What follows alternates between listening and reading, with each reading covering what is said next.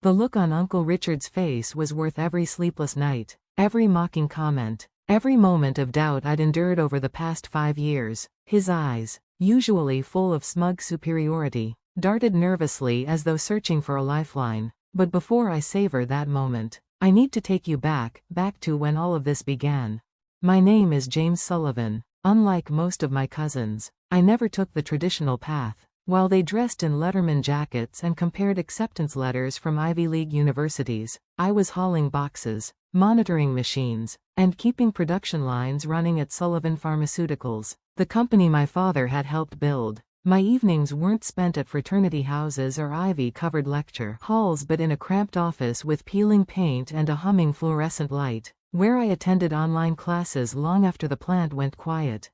Not because I lacked the ability to get into a real college. On the contrary, I had letters of admission from some of the most prestigious schools in the country, but I turned them down. Why? Because I saw something they didn't. The future of pharmaceutical manufacturing wasn't buried in dusty textbooks or locked inside lecture halls. It was standing right in front of me: machines, bottling lines, sterile labs, and tired workers trying to meet impossible quotas. And I knew the future didn't belong to the old methods my uncle clung to. It belonged to automation, to intelligence, to systems that could adapt and learn. But building that future required sacrifice. It meant I had to master not only the science but also the grimy, frustrating, day-to-day practical reality of pharmaceutical manufacturing. Another late night with your digital diploma mill, I see. Uncle Richard would smirk whenever he passed my office door. He'd inherited the company after my father, his younger brother, died suddenly 6 years ago. He wore his authority like a crown, never letting anyone forget who held the scepter. My father had left me his 10% ownership stake. But Richard treated it like a participation trophy. To him, I was just a kid playing at business, clinging to online classes that he considered a joke. The future is changing, Uncle Richard, I would say, barely glancing up from my textbook on robotics or AI algorithms. We need to change with it. He'd answer with a chuckle, low, patronizing, dismissive, the same laugh that echoed through the boardroom whenever I spoke up at meetings. The pharmaceutical industry is about tradition, James, proven methods, stability. Leave the science fiction dreams to Silicon Valley.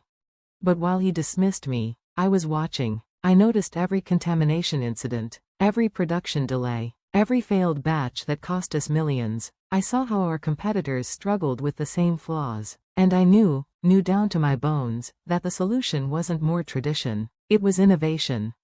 My online degree wasn't a generic engineering course. It was specialized, designed to merge pharmaceutical processes with advanced automation. While my cousins were tailgating before football games, I was hunched over machinery manuals and simulation software, testing concepts, and running small-scale experiments. I spent so much time on the plant floor I knew every pipe, every valve, every weak point in our system. And while everyone else thought I was wasting my youth, I was building something that could change the industry forever. You're wasting your time, Michael, Uncle Richard's eldest son, told me one afternoon. He had just graduated from Harvard Business School, armed with a glossy degree and an ego to match. Dad had made him VP of operations the moment he returned, despite the fact that he had never once set foot in the plant before. Dad's never going to let some kid with an internet degree make changes to his company, he sneered, tapping his gold watch as though it validated his authority. His company, that's how they all thought of it. They forgot that my father had dragged Sullivan Pharmaceuticals from a failing regional lab to a thriving, competitive manufacturer. They forgot that the innovations they now took for granted were his, not Richard's. They forgot that the 10% I held wasn't a gift, it was earned, through my father's blood and brilliance. But I hadn't forgotten, and I wasn't wasting my time.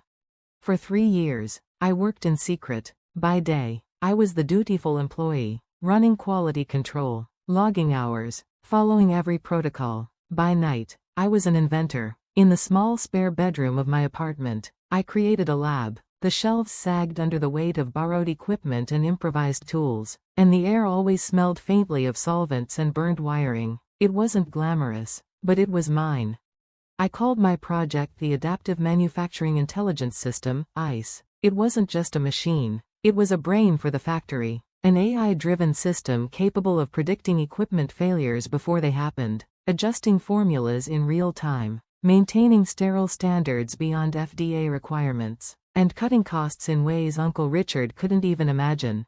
And when I filed the patent, I filed it under my own name, not Sullivan Pharmaceuticals. Uncle Richard had laughed at my hobby so often that he never bothered to make me sign an intellectual property agreement. His arrogance would be his undoing. The day my degree arrived in the mail, a crisp sheet of paper that carried none of the ceremony of an Ivy League diploma, I also received a notice from the patent office, approved. The timing couldn't have been better, because Sullivan Pharmaceuticals was beginning to crumble. Our biggest competitor had just unveiled an automated manufacturing system that slashed their costs by nearly a third. Our stock prices dipped. Shareholders grew restless. Quality control failures, 3 in 1 week, threatened our FDA certification. Uncle Richard called an emergency shareholders meeting to calm the panic. I sat at the back of the oak-paneled boardroom, watching him sweat under the pressure. "We are implementing new standard operating procedures," he promised, his voice tight, his eyes flicking toward Michael, who looked like a deer caught in headlights. What the shareholders didn't know was that his promises were empty. We were weeks away from disaster, months from collapse. "Perhaps," I said, letting my voice cut through the murmurs, "we should discuss alternative solutions." Every head turned. Uncle Richard stiffened. "This isn't the time for your theories, James. The adults are talking." I rose slowly, tugging at the knot of my tie, the same tie my father had worn to his first board meeting. "Actually, Uncle Richard," I said, keeping my tone calm but firm, "this is the time, especially given the 3 failed batches this week that you're trying so hard to keep quiet." Gasps, murmurs. Michael shot upright, ready to protest, but Richard's hand snapped out to silence him. His face flushed crimson. "Your online degree is worthless," he barked, trying to laugh off the tension. "Step aside and let real businessmen handle this." I smiled. Timing, Dad had always told me, was everything, and my moment had arrived. "Without this," I said, pulling a set of documents from my briefcase, "your company is worth nothing." The room went deathly silent. Richard's eyes narrowed. "What are you talking about?" I set my laptop on the table and connected it to the projector. The screen flickered to life. "Let me show you the future of pharmaceutical manufacturing, the future I've spent the last 3 years building, while you were busy mocking my education." The adaptive manufacturing intelligence system booted up. Diagrams, models, and live data streams filled the screen. Gasps rippled through the room. I saw the disbelief in their eyes giving way to awe. And in the glass behind me, I caught my reflection. Not just mine. I saw my father there too, in the set of my jaw, in the fire in my eyes. He had always believed in me, even when no one else did. Now it was time to show the world why. Actually, I held up a document, letting the silence stretch before I spoke. The paper trembled slightly under the weight of the moment, but my voice was steady. "As a shareholder," I said, "I can invite relevant parties to observe non-confidential technological demonstrations. It's right here in the company bylaws, the very ones Dad wrote himself." The words landed like a stone in water, rippling through the boardroom. The 3 pharmaceutical representatives, each from companies that had spent years circling Sullivan Pharmaceuticals like hawks, quietly took seats at the back of the room. Their eyes glinted with interest, and though they said nothing, the mere presence of outsiders was enough to put every shareholder on edge. I allowed a pause, the kind of pause Dad had taught me to use, the kind that made people lean forward, unsettled. "So," I continued, clicking the remote and bringing the first slide onto the presentation screen, "we have a choice to make. Sullivan Pharmaceuticals can license my technology, maintaining family ownership while paying standard market rates for the patent rights. Or, I let my eyes flick deliberately toward the industry representatives, who smiled politely. I can accept one of the several very generous offers I've already received." The air crackled with tension. Uncle Richard's fist slammed onto the polished mahogany table, the sharp sound reverberating against the glass walls. "This is blackmail," he roared, face flushed crimson. "No," I said evenly, raising my chin. "This is business. The kind of business you insisted I could never understand with my, what was it? My worthless online degree." A murmur ran through the board. Some looked uncomfortable, others, intrigued. I reached into my briefcase and pulled out a second document, much thicker, bound in a black folder. I laid it on the table as though it were a royal decree. This is my offer to Sullivan Pharmaceuticals, exclusive license rights to ice, with conditions. What conditions? One of the shareholders asked, his pen already poised above his notebook, as if hoping to be the first to sign. First, I said, voice steady, a restructuring of the board. My father's vision for this company was innovation, not stagnation, and right now, this board doesn't represent that vision. Uncle Richard leaned forward, his face twisted with rage. You want my position, boy? I looked him dead in the eye. No, I want the position I've earned. Chief Technology Officer, with a permanent seat on the board. The patent rights come with my appointment. The silence that followed was deafening. Everyone in that room understood what I had just said. Without my technology, Sullivan Pharmaceuticals would collapse within months. With it, we wouldn't just survive, we'd dominate. Michael, ever the golden child with the Harvard pedigree, tried to keep his voice calm, but there was a crack in it now, a weakness I hadn't heard before. And if we refuse?